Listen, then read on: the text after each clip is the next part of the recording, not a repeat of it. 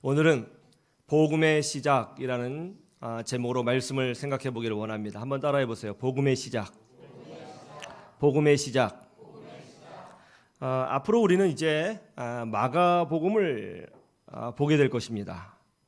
마태복음, 마가복음, 누가복음을 소위 공관복음이라고 합니다. 공관복음이란 뭐냐면 같은 관점에서 말씀을 기록했다는 뜻입니다. 그래서 마태복음, 마가복음, 누가복음은 상당히 비슷한 구절들이 많고 그 내용의 전개 순서도 상당히 유사한 점들이 많습니다. 같은 관점에서 봤거든요. 그런데 특이한 점이 있습니다. 이 같은 공관복음인데 마태복음과 마가복음과 누가복음의 차이가 도드라진 면이 있습니다. 그게 뭐냐면 마태복음에 보면 예수님의 탄생 이야기가 기록되어 있습니다. 그리고 누가복음에도 예수님의 탄생 이야기가 기록되어 있습니다. 그런데 공관복음임에도 불구하고 마가복음에는 예수님의 탄생 이야기가 기록되어 있지 않습니다. 그냥 바로 예수 그리스도의 복음의 시작이라 이렇게 선포를 하고 시작합니다. 그러나서 이제 세례 요한에 대한 이야기가 등장을 하고 예수님의 사역이 나옵니다. 오늘 본문을 보면 예수 그리스도의 복음의 시작이라고 했습니다. 여러분, 복음이 뭐죠? 복된 소식이죠. 그럼 복된 소식은 뭡니까? 바로 죄인된 인간을 용서하시고 구원하시는 하나님의 소식을 말하는 거죠. 눌린 자를 자유케 하고 하나님의 심판대 아래에 있는 인간을 구원하시는 소식, 그래서 복된 소식, 즉 복음이라고 그럽니다. 그런데 이 복된 소식, 즉 복음이 누구로부터 시작되었다고 오늘 본문에 기록되어 있죠? 예수 그리스도의 복음의 시작, 즉 예수님으로부터 복음이 시작되었다고 기록을 하고 있습니다. 그런데 우리가 성경을 좀 아는 사람이라면 이 본문을 보고 좀 이상하게 생각하셔야 됩니다. 그 이유가 뭐죠? 그러면 예수님이 복음의 시작이라면 예수님 이전에는 복음이 없었다는 말인가? 즉 구약 성경에는 하나님의 복음이 나타나지 않았다는 말인가? 여러분, 구약에는 복음이 없을까요? 예수님이 복음의 시작이라면 예수님 이전에는 복음이 없었다는 뜻일까요? 예수님 이전, 즉 구약에는 인간을 구원하시고자 하시는 하나님의 메시지가 없었느냐 말입니다. 이것이 참 이상하죠. 그래서 오늘은 이 부분을 한번 살펴보고 복음의 시작이라고 하는 단어가 오늘 21세기를 살아가는 우리에게 어떤 의미를 주고 있는지, 성령께서 이 시간 우리를 통해서 우리에게 말씀하시고자 하는 바가 무엇인지를 한번 말씀을 통해서 살펴보기를 원합니다. 먼저 창세기 3장 15절을 보실까요?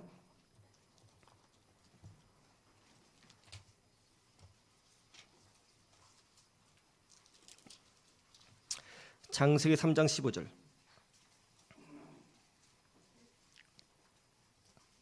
같이 봅니다. 시작. 내가 너로 여자와 원수가 되게 하고 내 후손도 여자의 후손과 원수가 되게 하리니 여자의 후손은 내 머리를 상하게 할 것이요 너는 그의 발꿈치를 상하게 할 것이니라 하시고, 이 말씀은 하나님이 뱀, 즉 마귀에게 하신 말씀입니다.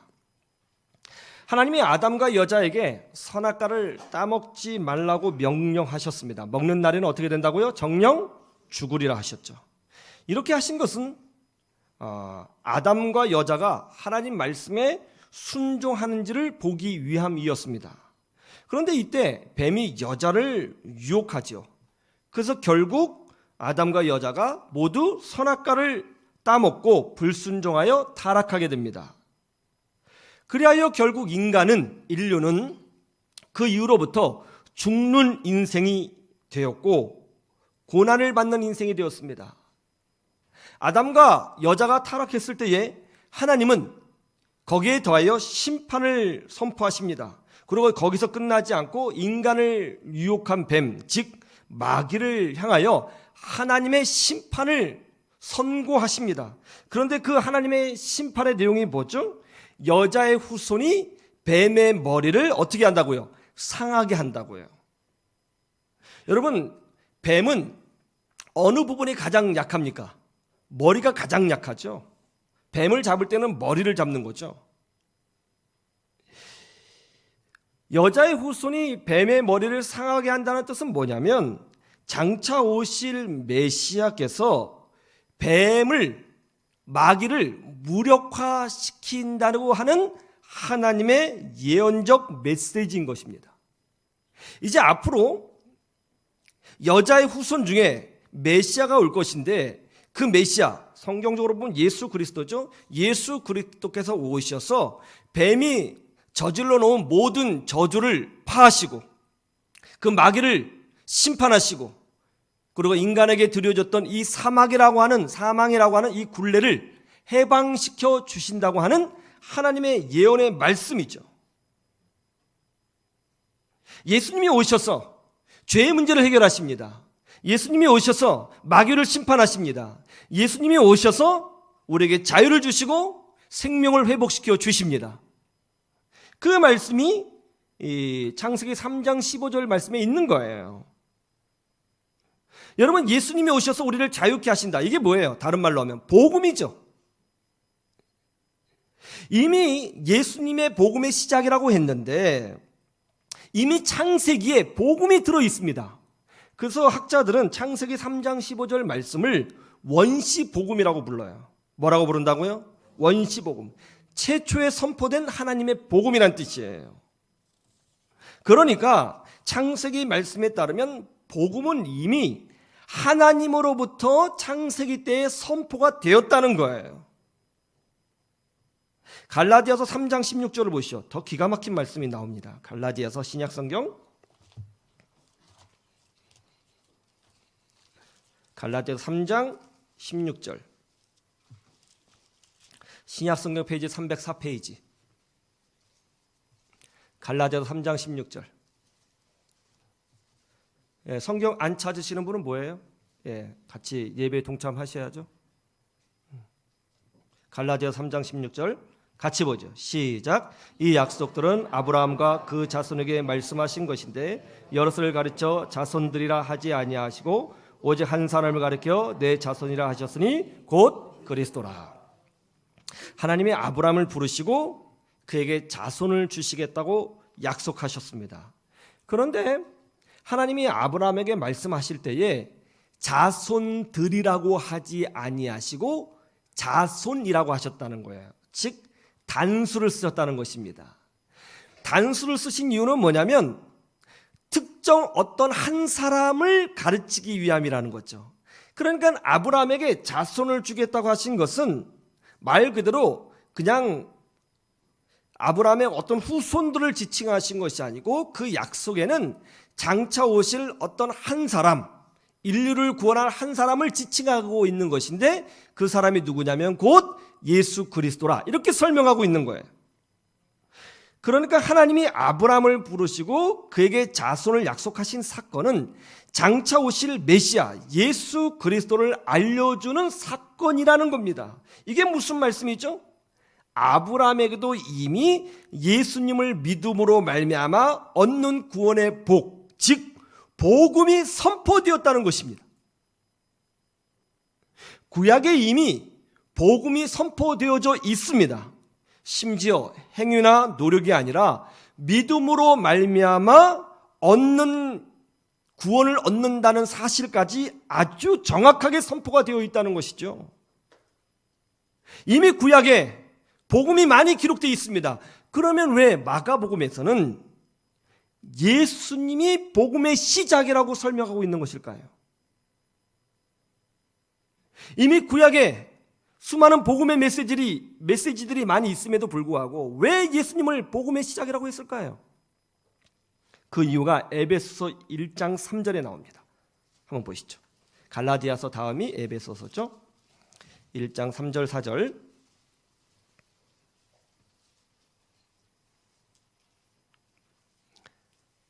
에베소 1장 3절 4절 같이 보시죠. 시작. 찬송하리로다. 하나님 곧 우리 주 예수 그리스도의 아버지께서 그리스도 안에서 하늘에 속한 모든 신령한 복을 우리에게 주시되 곧 창세전에 그리스도 안에서 우리를 택하사 우리로 사랑 안에서 그 앞에 거룩하고 흠이 없게 하시려고. 여기에 보면 어떻게 돼 있죠? 4절에 보면 이렇게 돼 있죠. 곧 창세전에 그리스도 안에서 우리를 택하사 이렇게 돼 있습니다. 이 말씀을 가만히 보면 우리의 구원이 언제 이루어져 있다고 설명하고 있죠? 창세전이라는 거예요. 그러니까 우리의 구원이 시대별로 즉흥적으로 이루어진 것이 아니라 이미 창세전에 하나님의 계획 가운데 담겨 있었다는 것입니다. 이 세상이 만들어지기 전에, 세상이 시작하기 전에, 심지어 인간이 타락하기도 전에, 아담과 하와가 배도하기도 전에 하나님이 예수 그리스도만을 통해서 얻는 구원의 길을 예비하시고 계획하시고 예정하시고 준비하셨다는 것입니다.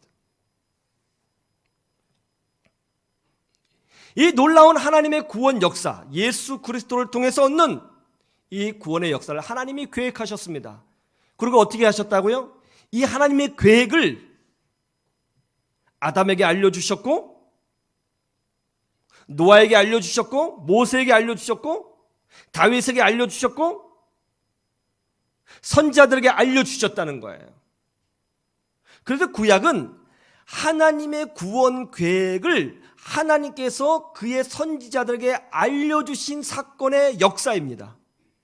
그것을 다른 말로 하면 우리 쪽에서 보면 그건 약속이죠. 하나님의 계획을 우리 쪽에서 보면 뭐라고요? 약속이죠. 하나님이 이렇게 계획을 짜셨고 그렇게 하시겠다고 선지자들에게 말씀하신 것을 우리 쪽에서 보면 그것은 약속이 되는 거죠. 구약은 하나님께서 예수님을 통해서 죄에 빠진 인간을 구원하시겠다고 하는 모든 계획을 알려주시는 기록인 것입니다. 그런데 이 하나님의 플랜, 이 계획이 아니라 실제적으로 우리에게 경험되도록 나타나기 시작했습니다. 계획으로 끝나는 것이 아니라 실제적 사건이 되도록 하셨습니다. 어떻게 해요? 바로 예수 그리스도를 통해서 그렇게 된 것입니다. 이제 예수님을 통해서 하나님의 구원이 드러나기 시작합니다. 예수님을 통해서 하나님의 사랑이 경험되어지기 시작합니다. 예수 그리스도를 통해서 하나님의 구원 약속이 완성되기 시작합니다. 그래서 예수님이 그런 의미에서 복음의 시작이 되는 것입니다.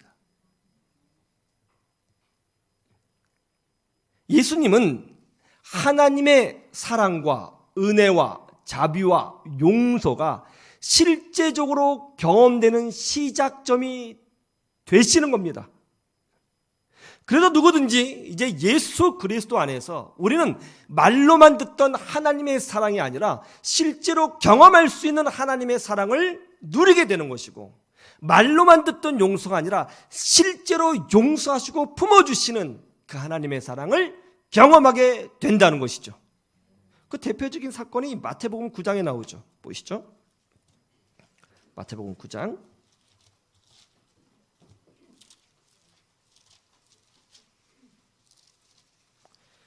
9장 9절 9장 9절에서 13절까지 우리 같이 한번 읽어볼까요? 제가 먼저 봅니다. 교대로 교독합니다. 예수께서 그것을 떠나 지나가시다가 마테라 하는 사람이 세간에 앉아있는 곳을 보시고 이르시되 나를 따르라 하시니 일어나 따르니라.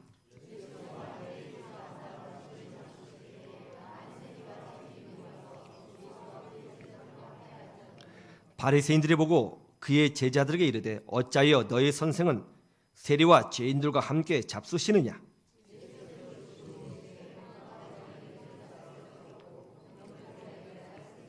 함께 볼까요? 너희는 가서 내가 공의를 원하고 제사를 원하지 아니하노라 하신 뜻이 무엇인지 배우라. 나는 의인을 부르러 온 것이 아니요 죄인을 부르러 왔노라 하시니라. 예수님 당시 유대인들이 제일 싫어하는 사람이 바로 세금을 걷는 세리들이었습니다. 세리들은 주로 로마 정권을 위해서 일하는 사람이었기 때문입니다. 마태는 세리였습니다. 그런데 예수님께서 세리인 마태를, 자격 없는 그를 제자로 부르십니다. 마태는 그 은혜에 감사하여 예수님을 집으로 초대하였고 잔치를 열게 되었습니다. 그때 마태는 동네 사람들을 초대합니다. 그리고 자신의 직장 동료인 세리들을 초대하고, 그 당시 율법적 기준에서 보면 훨씬 미치지 못하는, 지극히 세속적으로 타락됐다고 보여지는 죄인들을 이 잔치에 초대하게 되었습니다. 예수님이 그 세리들과 그 죄인들과 함께 식사를 하셨습니다. 여러분, 유대인들은 정결하지 않는 사람들과는 절대로 식사를 하지 않습니다. 이때 예수님은 적어도 선지자로 여겨지는 분이었습니다. 그런데 그분이, 하나님의 사람이라고 생각되었던 그분이 정결하지 않는 사람들과 함께 식사하는 모습을 보고 함께 초대받은 바리새인들이 다 들으라는 식으로 큰 목소리로 이렇게 이야기를 합니다. 예수님의 제자들을 향해서 이렇게 얘기하죠. 아니, 어떻게 된 게 당신들의 선생님은 저런 사람들과 함께 밥을 먹습니까? 이게 맞는 겁니까? 이렇게 했다는 것이죠. 그러니까 예수님이 들으셨어요.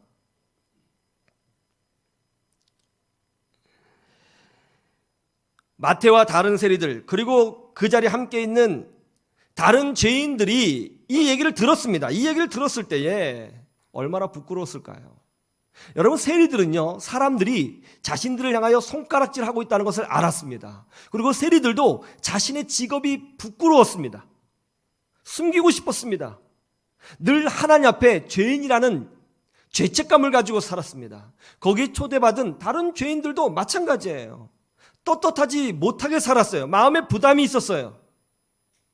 그런데 가뜩이나 그런 부담이 있는데 이 바리새인들이 드러난 식으로 어떻게 저런 사람들하고 식사를 할 수 있느냐, 이런 얘기를 들었을 때 얼마나 큰 모멸감을 느꼈을까요?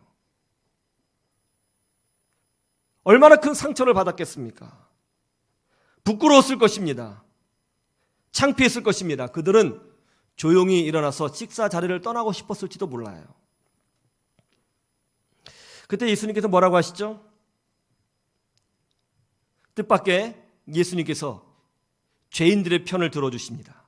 건강한 자에게는 의원이 쓸데없고 병든 자에게라야 의원이 필요가 있느니라. 나 메시아는 건강한 사람을 위해서 온 것이 아니라 도움이 필요한 사람, 병든 자를 고치기 위해서 이 땅에 왔느니라. 그러면서 뭐라고 하시죠? 너희는 가서 내가 긍휼을 원하고 제사를 원하지 아니하노라 하신 뜻이 무엇인지를 배우라. 이 말씀을 통해서 예수님은 하나님의 사랑이 무엇인지를 분명히 보여주셨죠. 하나님은 손가락질을 받을 수밖에 없는 부끄러운 사람들을 품으시기 위해서 이 땅에 예수님을 보내주셨다는 것입니다. 이 자리에 있었던 마태와 다른 세리들, 죄인들이 얼마나 큰 위로를 받았을까요? 마태가 큰 은혜를 받은 것 같아요. 그러니까 자기가 기록한 마태복음에 자기 이름을 써서 자기가 경험한 예수님을 소개하고 있잖아요. 고마운 거죠. 은혜를 받은 거죠. 그분이 나 같은 사람을 품어주시고 내 편을 들어주셨어. 그렇게 말씀하고 있는 거죠.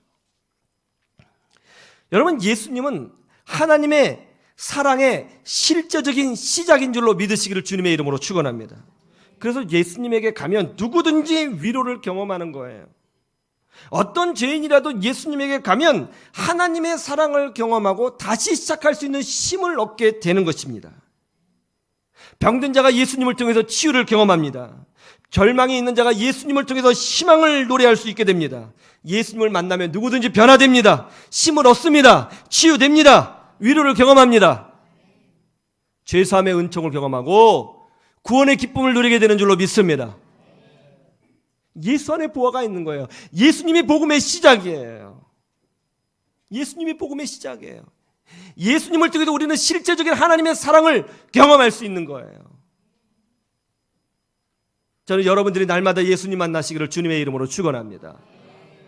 그런데 복음의 시작이시고 축복의 시작이시고 위로의 시작이시고 용서의 시작이시고 사랑의 시작이신 예수님이 십자가에 죽으신 후 3일 만에 부활하셨죠. 부활하신 후에 우리에게 이렇게 부탁하셨습니다. 요한복음 20장 21절을 보시죠. 요한복음 20장 21절.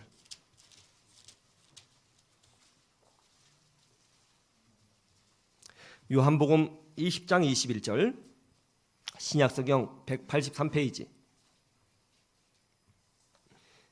20장 21절 같이 볼까요? 시작. 예수께서 또 이르시되 너희에게 평강이 있을지어다. 아버지께서 나를 보내신 것 같이 나도 너희를 보내노라. 이 말씀은 그 예수님께서 부활하신 후에 공식적으로 제자들에게 하신 첫 번째 메시지입니다. 예수님이 복음의 시작입니다. 하나님의 사랑이 예수님을 통해서 실제적으로 경험됩니다. 예수님이 희망의 시작이며 구원의 시작입니다. 용서의 시작입니다. 사랑의 시작이죠. 기쁨의 시작이요 감사의 시작입니다. 그런데 이 시작을 예수님이 뭐라고 하셨어요? 너희들이 이제 시작하라는 것입니다.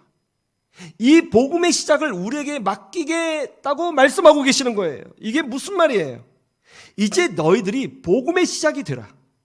너희들이 감사의 시작이 되고, 너희들이 희망의 시작이 되고, 너희들이 기쁨의 시작이 되고, 너희들이 사랑과 용서의 시작이 되라. 복음의 시작이 되라. 이렇게 우리에게 부탁하고 계시는 것입니다. 예전에 이런 적이 있습니다. 밖에서 기분이 별로 좋지 않은 일을 경험했습니다. 그런 다음에 퇴근해서 집에 들어갔는데 아이들이 거실에서 막 웃으면서 놀고 있는 거예요. 기분은 좀 나빴지만 그 웃고 있는 모습을 보니까 마음이 흐뭇하고 행복하더라고요. 참 감사하다. 그러면서 보고 있는데 아니 과자 먹는 문제로 갑자기 티격태격 싸우기 시작하는 거예요. 내 거야 내 거야 자꾸 싸우는 거예요. 점점 말이 거칠어져요. 좀 화가 났습니다. 제가 하지 말라고 경고했거든요. 하지마. 그거 과자 중요한 거 아니야. 아빠 사줄 테니까 하지마 하지마 했는데 계속 내라 막 이렇게 하는 거예요. 화가 나죠. 하지 말라고 그랬지. 아빠 하지 말라고 그랬지. 한 번만 더 혼난다. 분명히 이건 마지막 경고입니다. 분명히 마지막 경고예요. 그래서 저의 그 분노를 잠재우고 있는데 갑자기 지들은 아빠가 못 들을 거라고 생각했는지 모르지만 하지 말라고 딱 그러는 거예요. 화가 확 났습니다. 아빠가 하지 말라고 그랬지.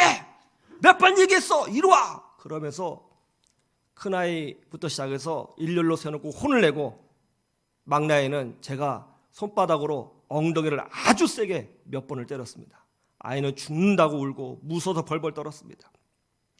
그때 우리 사모는 굉장히 불편한 얼굴로 방에 들어가 버렸고 우리 아이들도 슬금슬금 방으로 들어가서 조용히 문을 닫았습니다.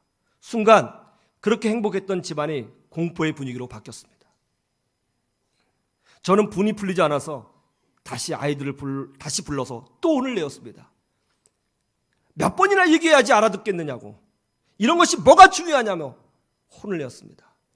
그리고 과자 봉지를 들고 땅바닥에 던지면서 화를 냈습니다. 저 때문에 행복했던 가정이 지옥 같은 가정으로 변화된 겁니다. 나로부터 복음이 시작되고 나로부터 축복이 시작되고 나로부터 용서와 사랑이 시작되어야 하는데 오히려 나로부터 지금 공포가 시작되었고 나 때문에 가정의 평화가 깨진 겁니다. 서재에 들어와 앉아 있는데 제 자신이 정말 한심했습니다. 평신도도 아닌 목사인 나 자신이 자기 감정이 나쁘다는 이유 하나로 분노를 참지 못하고 집안을 지옥으로 만들어 버린 거죠. 나로부터 집안이 지옥이 시작된 거예요. 그때 내 자신이 참 한심하고 부끄러웠지만 동시에 저는 이 모든 문제의 시작이 아이들이 버리장머리가 없어서 된 것이고 아내가 아이들 교육을 제대로 하지 못해서 생긴 일이라고 합리화를 하기 시작했습니다. 그러나 사실은 마음이 하나도 편하지 않았습니다. 그렇게 며칠간 집안에는 웃는 소리가 사라졌고 긴장감만 맴돌았습니다. 얼마나 미안했는지 몰라요. 그때 제가 깨달은 것이 있습니다. 나로부터 복음이 시작될 수가 있고, 나로부터 축복이 시작될 수 있고, 나로부터 감사가 시작될 수도 있지만 반대로 나로부터 어둠이 시작될 수도 있구나.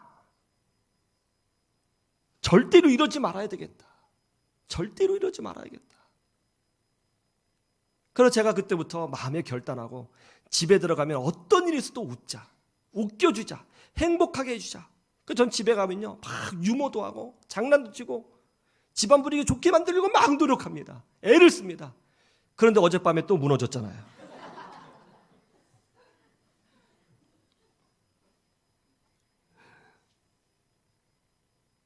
목회자인 내가 왜 그랬을까? 왜 그랬을까? 왜 내가 복음의 시작이 되지 못했을까? 제가 처음 전도사 사역을 나갈 때였습니다. 교인들이 저를 향하여 전도사님 이렇게 불러주시는데 얼마나 부끄러웠는지 몰라요. 과연 나 같은 사람이 전도사님이라는 소리를 들을 자격이 있을까? 나는 그럴 만한 사람이 아닌데. 그러면서도 나 같은 사람을 이렇게 목회의 길로 가게 하신 하나님께 얼마나 감사했는지 모릅니다. 그때는요 교회의 모든 일이 다 기쁘고 즐거웠어요. 경제적인 어려움이 있었죠. 사람들이 조롱하는 소리를 들었습니다. 그러나 그건 별것이 아니었습니다. 내 안에 감사가 있었기 때문에 어떤 어려움과 사람들의 시선 다 이겨낼 수 있었습니다. 내 안에 감사가 넘칠 때는 어떤 고난도 이겨낼 수 있었습니다. 그런데 어느덧 담임 목사를 하고 있고 교인들의 사랑을 받고 있고 인정받는 목회를 하고 있는데 이상하게도 전도사 그 시절보다 감사가 내 안에 더 없다는 것을 제가 깨달았습니다. 내 안에 감사가 그때보다 훨씬 더 없는 것 같아요.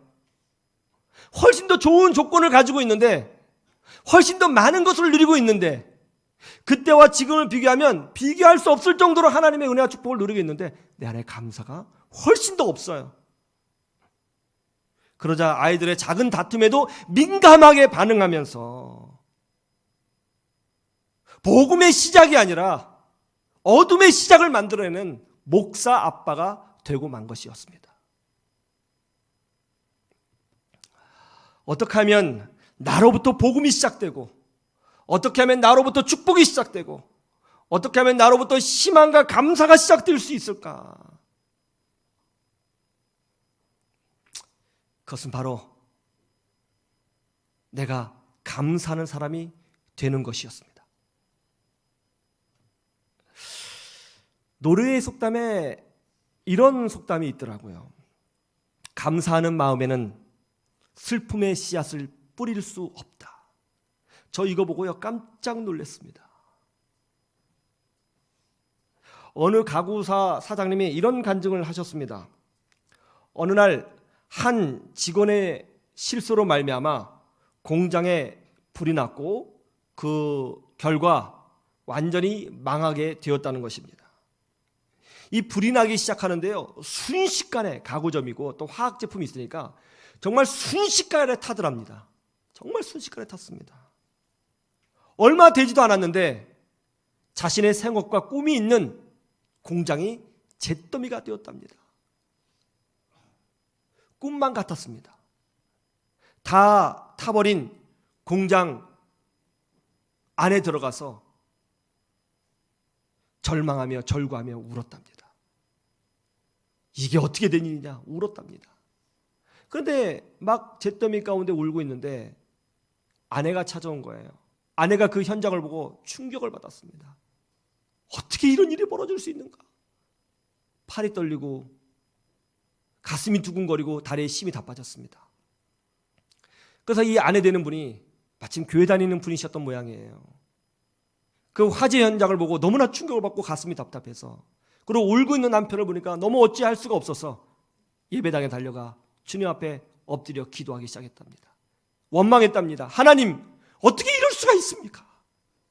이제 우리는 망했습니다. 새벽부터 밤늦게까지 손톱이 다 가지도록 열심히 일을 해왔습니다. 6년 동안 일을 했습니다. 이렇게 일궈놓은 기업입니다. 하나님 정말 저희를 사랑하시는 거 맞나요? 하나님 저희 버리신 것 아니에요? 어떻게 이런 일이 벌어질 수 있어요? 우리 이제 다 망했어요. 아무것도 없어요. 그렇게 원망하면서 하나님 앞에 기도를 한 거예요. 근데 그 순간 번뜩 이런 생각이 떠오르더라는 것입니다. 그래도 우리 남편이 안 죽어서 다행이다. 그 화재 현장에 인명피해가 한 명도 없는 것이 다행이다. 그 불구덩이 속에서 어떻게 빠져나왔을까? 정말 감사하다. 원망의 마음이 순간 감사의 마음으로 바뀌었습니다. 그래도 한 명도 안 죽었잖아. 한 명도 안 다쳤잖아. 남편이 살았잖아. 하나님, 그래도 살려주셔서 감사합니다. 감사합니다. 눈물이 쭉 나더래요. 정말 감사하더래요. 그래서 이분이 그 주에 이제 교인들이 다 알죠. 이제 화재 사건을 알고 또 어떤 아픔을 경험했는지 다 알죠. 근데 이분이 그 주에 하나님 앞에 최선을 다해서 감사헌금을 했답니다. 감사헌금을요. 기적이 일어났대요. 교인들이 이분들을 위로하면서 모금 운동을 하기 시작했고요. 친척들도 모금 운동을 하기 시작했고요. 주변 사람들이 여기저기 도와주기 시작했습니다. 그래서 조그맣게 공장을 다시 시작하게 되었다는 거예요.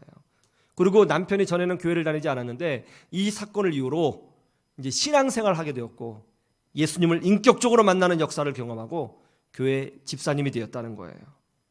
그리고 그 조그맣게 시작한 공장이 점점점 잘 돼서 예전만큼 회복하는 은혜를 경험하게 되었답니다. 하나님의 은혜가 너무나 감사해서 내가 어떻게 할까 고민하다가 이분이 하는 게 뭐였냐면 이제 내가 뭔가를 교회를 섬겨야겠다 해서 봉고차를 사가지고 9인승 봉고차를 사서 예배 때마다 교인들을 태워주는 차량 봉사를 누가 시킨 게 아니에요. 정말 감사하는 마음으로 차량 봉사를 하기 시작했고 그거를 계기로 신앙이 더 회복되고 가정이 회복되어지는 은혜를 경험했다. 그렇게 간증을 하더라고요. 정말 기적을 불러올 수 있는 힘은 감사구나. 예수님이 복음의 시작이죠. 예수님이 우리를 보내셨습니다. 우리가 복음의 시작이 되어야 합니다. 나로부터 축복이 시작돼야 합니다. 나로부터 기쁨이 시작돼야 합니다. 나로부터 천국의 기쁨이 우리 가정에 임해야 될 줄로 믿습니다. 어떻게 하면 될까요? 감사하면 된다는 거예요. 여러분, 저는 바라기는 우리 교회가 복음의 시작이 되었으면 좋겠습니다. 우리 교회로부터 예수님의 사랑이 증거되어지고 우리 교회로부터 치유가 나타나고 우리 교회부터 회복이 일어나고 우리 교회가 이 지역에 복음의 시작이 됐으면 좋겠습니다. 여러분이 여러분의 가정에서 직장에서 복음의 시작이 되십시오. 축복의 시작이 되십시오. 은혜의 시작이 되십시오. 감사를 여러분 심령에 채우십시오. 그래서 주의 은혜를 누리고 그 복음의 시작을 증거하는 여러분의 인생이 되시기를 주님의 이름으로 축원합니다.